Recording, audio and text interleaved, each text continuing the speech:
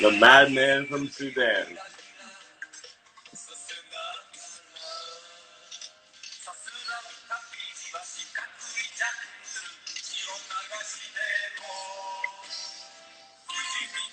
We're moments away here, guys. Talk amongst yourselves. Ask questions now. Let's see. This is a bop, right?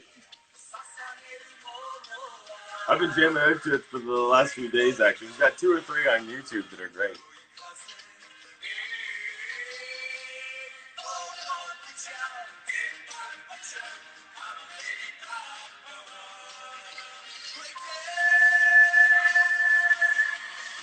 Oh, man, I'm getting into it here, guys.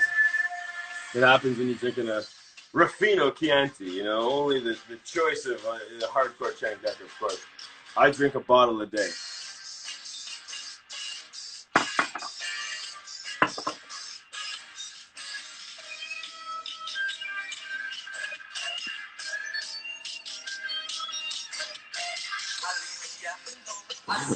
Abdullah is making us wait. He is fashionably late, as it were. You know what I mean? That's you know how a true legend operates. You must wait. You must salivate for the man, the madman from Sudan. I'm gonna slowly look back to the messages here to see where this man is. See if he's coming in for us in just a second here.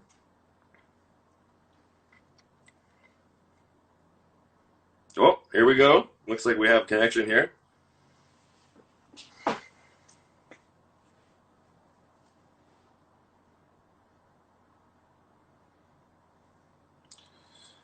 I'll put a song on while we wait, just to break up the sounds here. Of course, what more fitting than Rick James's "You Bring the Freak Out." This was featured the other night with Chris Dickinson, but oof, I've been jamming to it.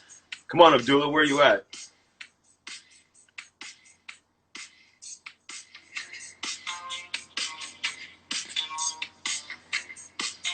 Wow.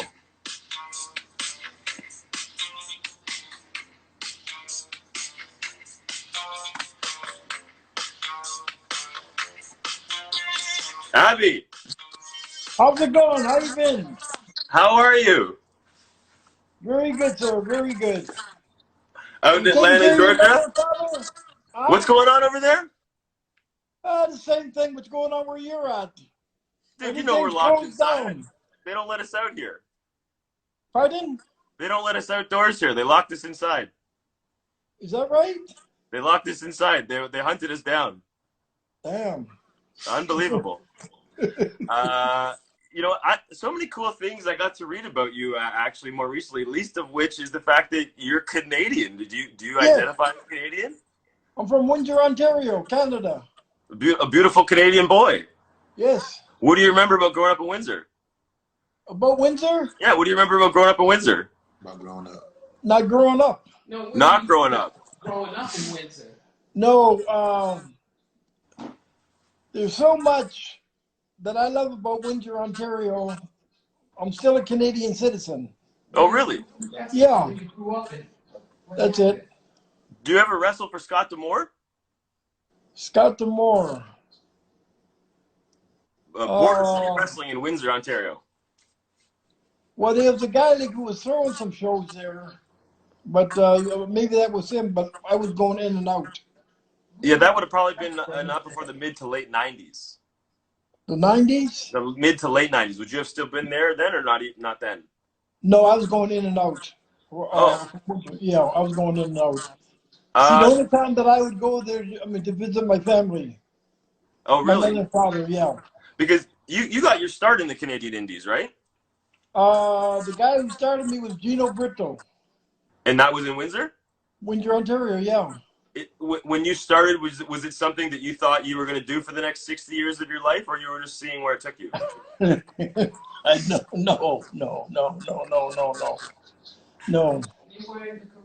What are your earliest memories of being on the road? What was it like getting your your legs under you? Well, being on the road, you had 6 guys in the car, and you'd drive someplace, maybe a few hundred miles. You'd wrestle there, and then you'd get dressed, jump in the car, go another 200 miles, And When what were you, when what you were you, remember your days on the road, who are your fond which brothers do you remember most fondly traveling with? it was just, Gino Brito, Crybaby Cannon. Those are the Crybaby main ones. Cannon. Yeah. Which Yep. territory would you have traveled with them? In Windsor, Ontario. Oh, that was Windsor. So that would Yeah, have we go to those are good days Detroit then. and we go to Toronto and stuff like that. Yeah, that was it. Okay, so now did I read that you started wrestling in the 50s, the late 50s, No, 58 it was, I think it was 60, 64 or something. into the 60s? So how Yeah. much later are you getting to like Puerto Rico? Is this like the beginning of the 70s or when is this? I started going to Puerto Rico, I think it was in, I think 68. And one of the things I heard you say over and over again in interviews was that you were not a wrestler. You I'm were not. a karate fighter. You were a judo fighter. You used jujitsu tactics. Talk about, I guess, being of that mindset in that era, the WWE Hulk Hogan body slam era, when you're using these very shoot style tactics. Well, Hulk Hogan wanted me to come into New York, and he talked, and all the other wrestlers said, "Oh, we don't want. He's going to do this. He's going to chairs and force and stuff," and they cut it out. That was it. Why do you think the Madman from Sudan maybe didn't take with a more mainstream audience in North America as it did so much globally? Well, I done a lot like in the United States. I sold Yeah, out many places in the United States. When I came into um, Atlanta, Georgia, I sold everything out. Every place I that went, I sold out. and you know, just while I'm thinking of it now, you mentioned Atlanta, Georgia. Your days in WCW, of course, you're there with Cactus Jack. Uh, I was with Mick Foley, and he told me that you said you could put a poker chip in the cuts of your forehead. Is that true? That's true. So is that a party trick you break out every now and again?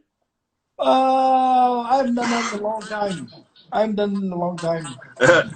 So over the years, you're hacking away, you're making those craters in your forehead. What are your fondest memories of wrestling in front of the Puerto Rican crowds? I loved it because there it was violent. I Your mean, when I style, went, that's up your alley. I mean, when I went the first time I went to Puerto Rico, I caused a riot. They had to bring up the police truck to take me out of the arena. I love it, old school. Then the guy jumped up and said, "Abdullah, if you ever come back here, you understand? Yeah. You make sure you have your own security." That was it. and so you did? Uh, and then like what's his name? Eddie Creechman. He got up there. He says he went on the thing. He says, "Listen, listen, my people. Yeah. I am coming to Puerto Rico with Abdullah the Butcher, and I will be sitting beside one of you.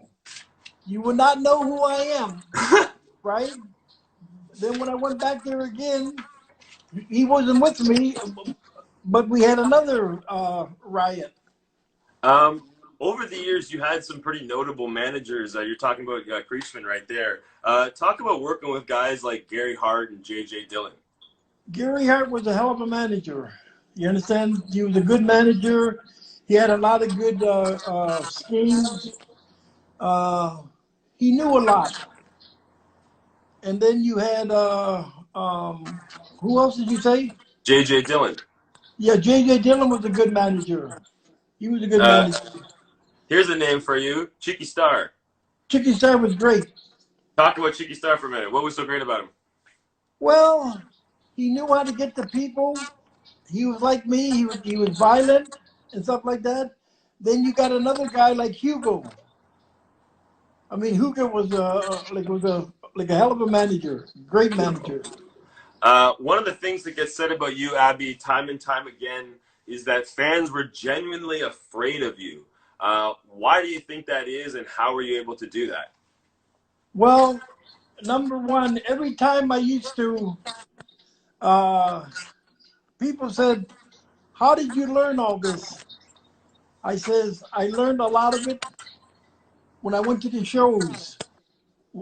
When I From used to watching. watch the African pictures, you know, African pictures. Ah, You know, they'd be rolling their eyes, they'd be doing this stuff, that's where you and picked it up. I started picking stuff up like that. That was it. You No got to kidding. be different. I was different. Uh, you're totally different. Well, I'm thinking about it now. One of the funniest videos I saw, actually, that I thought was actually really cool, was the way that I think it was Cactus Jack brought you in for a run in WCW when you Right. attacked Sting. Talk about how it became that you were going to be wrapped into a packet, a secret present box, and what was working with Sting like? Well, it was what's his name? Dusty Rhodes said, "Abdullah, we're going to put you in the box and we're going to push you to the ring for Sting. I love It's it. up to you." So when Sting was looking into the box and stuff, I came out real fast. I beat him up and left him laying. And that was it. And of course, that leads to the very infamous Chamber of Horrors payoff match there, where you get fried in the electric chair there. At the time, did you think did that get over? Did you think it looked cool? Like looking back now, I think it looks cool. I think it looks. I like the idea. What did you think about it then? what what Dusty Rhodes thought, right? You can't pin Abdullah 1, 2, 3. So let's work the thing out and like for the thing. So he says, "We're gonna make the switch. You go into the thing." Oh, okay, all right. Yeah, But then after Cactus Jack, pulled the thing down right, and yeah, I was in there. yeah. All of a sudden, here comes. They didn't tell me that they had 12 guys coming out to carry me out on a stretcher. Really? You understand? So, Jeez. so as soon as Cactus Jack stuck his head in there, I got him, and I came up real fast. And when the guys were trying to take me out, they were all dressed in white. I went and beat the shit out of them, threw them over the thing, something like that. Then the people said, "Damn, this guy is stronger than ever." 12 people. You see, that was it. so, so the angle worked to get over. Were all the boys happy with the match? Did you guys think it was a success? I did Yeah, you because liked working it. how can they electrocute me? Right? They put me in the thing. They I said, love it. The "Oh, belly to belly into the chair. yeah." They said, "Abdullah got beat," right? But I didn't Abdullah get got beat beat. Cactus because is when I standing came there with the out, switch the whole time. then I beat up all the guys. See? um, okay, so right after then, you spend a little bit of time in ECW, and you get to feud with some very notable guys: Kevin Sullivan, Terry Funk, Stan Hansen, and Great, you all fought, great. and those guys are guys you feud with all over the world. Talk about what wrestling those guys meant to you, and about your time, your fondest memories with them over the years. Well, it was like being it was something like a family. When I say a Absolutely, family, you understand? Everybody took care of each other. You see what I mean? sure. And I don't care what anybody says. Stan Hansen was a hell of a worker. You understand? Uh, the Funk brother was great because he knew how to sell. He knew how Hell to yeah. die. He knew how to come back and stuff like that. Plus, he was a great champion, a world champion. And of course Dory and Terry as well. I'm sure you guys have relationships with. Yes, yes, yes. Um, of course, another name that we can't talk about Abdullah the Butcher without bringing up is Bruiser Brody. What do you Oh, remember about Brody? me and Brody, so well, we had so many crazy matches. You understand? Yes, I do. I do And understand. Believe me. a lot of people would jump up and say, "How do you take those kicks to the head?" Right? And I said, "Oh, that's why I'm a little off today because he was kicking me so much." And Every, then when I was, and then when I was hitting him with the chairs and stuff like that, it goes the same thing for him. was he completely stiff or what? No, not with me. No, he probably knew not to potato you. But he was, He'd get a fork. that's it. Where did the fork come from for you? Well, Honest John, Honest John, my manager, he got up there and he came to me, and somebody threw a fork in the ring, and he grabbed it. You know, it was on the apron. He grabbed it. Then he handed it to me after. Uh-oh. Then I started using it. You sure did. Then he took it, and he says, "From now on, we're gonna wrap the forks and sell them." And that's what we done. And Uh, Honest John was a hell of a friend of mine. A hell of a friend. That's it. this can be a very dangerous weapon. A Right. lot of the brothers, I think, would probably have worked the fork like this. No. Whereas I noticed, I think oftentimes you worked it like that, a That's poking motion. That's Did it. Like this.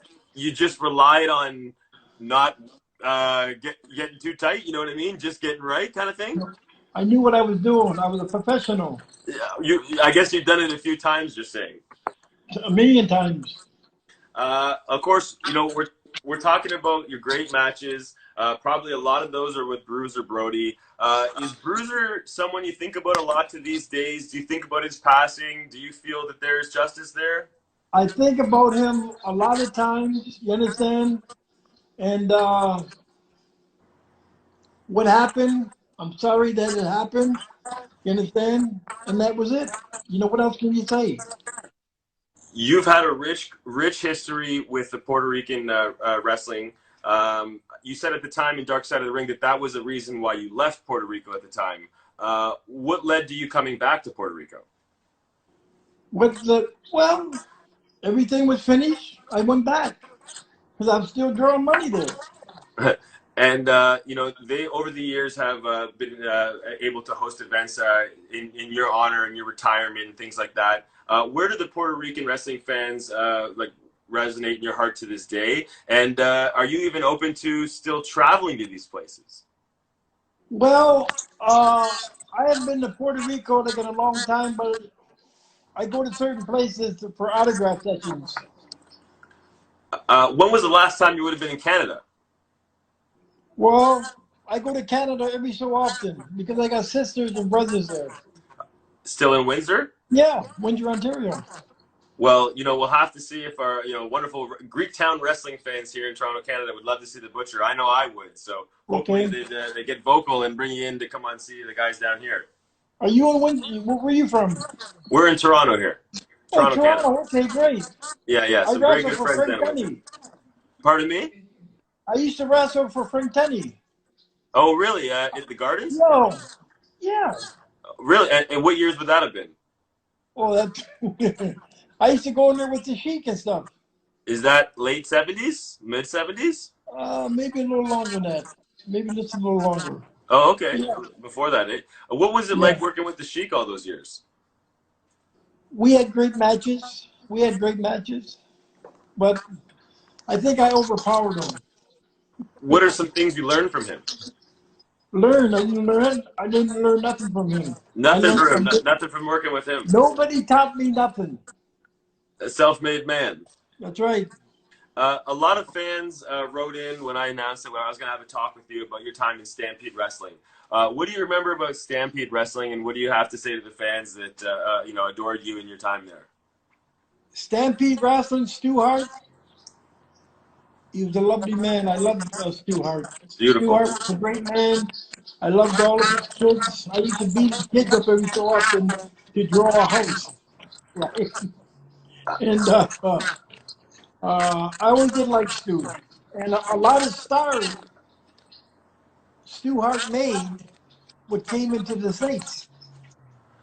We have a question here from Pro Ring Rentals. Did you ever work with the Wild Man? Wild Man from who? Well, we'll see if he gets specified on that. But Pro Ring Rentals, if you want to specify more who you're talking about, we'll ask again on that one.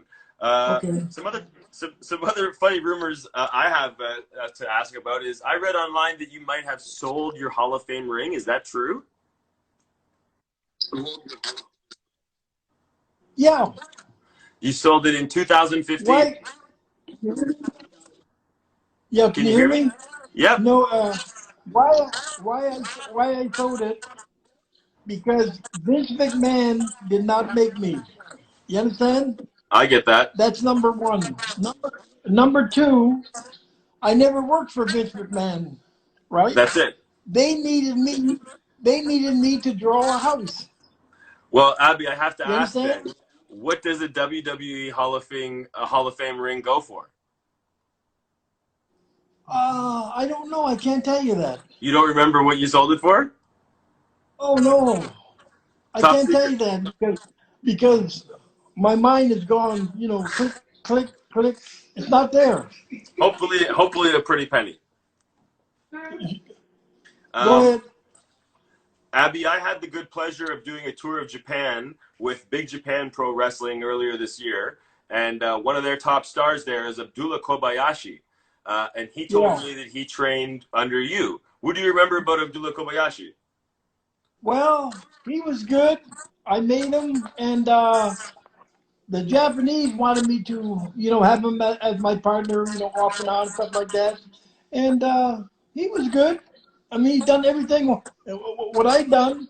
He Yeah. would try to grab a fork or grab something, and that was it. He was good though. Did you guys ever work together? No, no, No. He just no. trained under you. Yeah. One of the matches that I saw that came up when I was researching you was working with Kenta Kobashi. What do you remember working with a legend like Kenta, a young Kenta? Young Tenta, I worked with him. Yeah, I what do worked, you remember about what do you remember about work with him? Did you know what kind of star he was at the time? well, he was good. And when I say a star, he was a hell of a worker, and I love the way he worked. Plus, he had a lot of actions. You understand? He could move. He could do this. He could do that. And I kept up with him. Of course, some of your best matches, and of course, best memories are the most bloody. What are some of the most bloody matches that you remember having in your career? The most bloody one was when my father whipped my ass. Oh, really? And when was that? What year? What year was that? I was about 12 or 13. Uh, of course, I don't want to let you go before I ask you about those wonderful disco records that you recorded, I guess, in Japan in the 80s. What do you Yes. remember about recording those records, and how did that come to be? Well, they came to me and they asked me to, they wanted me to sing because I used to be singing, Amen, Amen. And they says, you got to make a record. And that was it. And so, were they hits at the time, or where did they go? Japan. The They, Japanese bought them like crazy. the Japanese, they love that stuff, don't they? Yes. What are your fondest memories about working in Japan? What was your best run in Japan? I've been going to Japan for 44 years.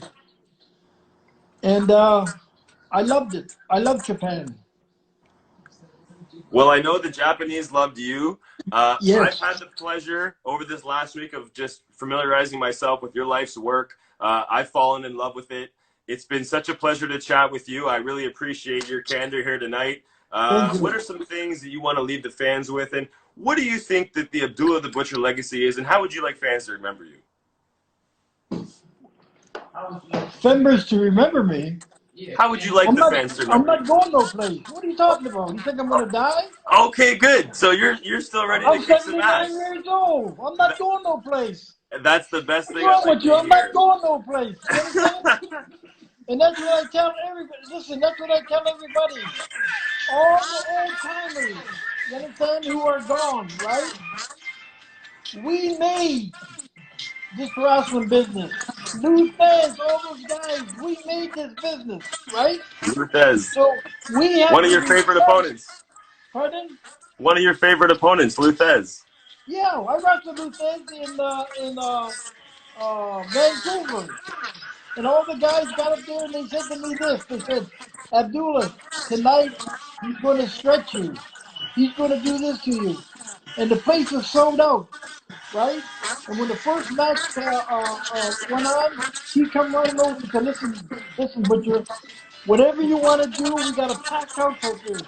let's bring him back, and that's what we done. Is it me? Last question. I got to leave you with this one. Abby, this is from Pro Ring Rentals. Did you waste any time in your career with Rizats? Who? Did you waste any time in your career with Rizats? Reback. What's that? What is that? What is that? You know what? Maybe that's the best way to end this because I can say that I asked you, and I can tell you later privately. Abby, thank you so much for your time. Okay, I gotta let you go, brother. Really, this has been a pleasure. I don't know. You must be Meshuggah. That's it. Okay. Talk to you soon, Abby. Okay. Love you, brother. Take All care. right. Thank you very much.